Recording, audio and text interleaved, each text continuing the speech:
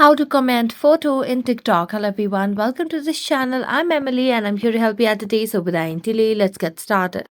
Now to comment photo in TikTok, first of all launch the TikTok application and make sure you're logged into your account. And select a video that you'd want to comment photo in TikTok over here. So tap on the comment section over here and just tap on the comment section. As you tap on the comment box, here you can see you have the option to mention someone else. You can add emojis or you can just type in the message. But there's no particular way to comment photo in TikTok. So this feature might not be available as of now.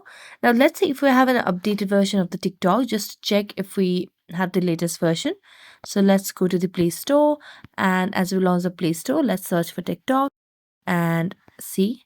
So as you can see, we have an updated version of the TikTok application. So this feature is not available as of now. So that's it. Thank you so much for watching this video. See you next time.